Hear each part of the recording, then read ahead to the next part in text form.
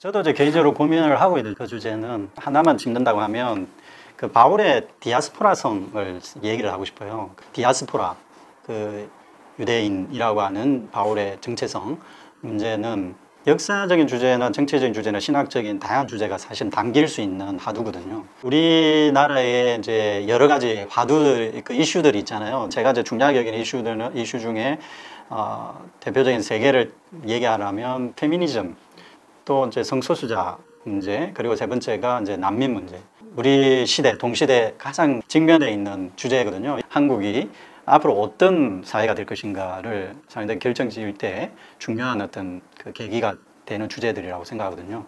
바울을 만약에 끌어들인다면 이 주제를 풀어낼 수 있을 것인가 하는 것이 이제 저도 관심사고 바울의 대부분의 서신서를 읽어내고 있는 한국 기독교가 이 주제에 직면해야 된다고 생각하거든요. 그러면 과연 그런 주제가 있는가? 저는 있다고 생각합니다. 디아스포라 유대인이라고 하는 바울의 정체성 문제 몇 가지만 짚으면, 하나는 이제 바울 자신이 디아스포라인이었거든요. 로마 제국의 시민이면서 동시에 정통파 유대인의 그 맥락들을 놓치지 않고, 실제로 이제 팔레스타인의 경험이 있긴 하지만 사실 대부분의 시간은 어디에서 보낸지도 모르는 이제 후대에 알려져 있는 시간들은 소아시아, 이제 그쪽 지경에서 이제 팔레스타인 바깥에서 살아왔고, 그러나 그곳은 로마 제국이 지배하는 그 동네들이었습니다. 그리고 또 한 곳에 머물지 않았습니다. 바울은 2년, 3년 이렇게 적게는 6개월 정도 머물다가 다른 데로 이동을 하면서 여기에서 문제 갈등이 있으면 그 갈등을 해결하고 다른 데 가서 또 갈등을 해결하고 상당히 현실적인 갈등들을 해결합니다.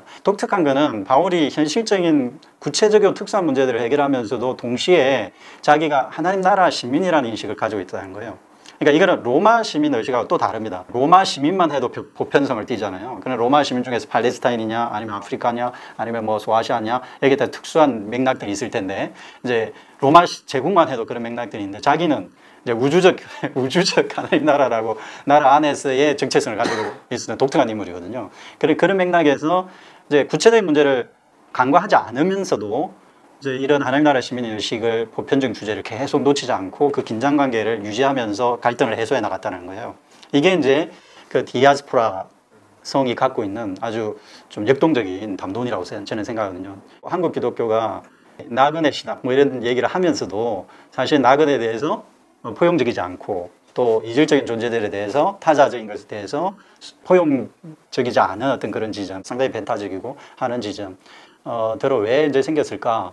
이게 이제 바울의 그런 디아스포라 담론, 디아스포라성에 대해서 고민해보고, 그의 글들에서, 서신서에서 나오는 그런 맥락들을 짚어나가면서 그런 주제들에 대해서 체화하는 작업들이 좀 없어서 그런 건 아닐까 하는 생각을 저는 하고 있는 편입니다.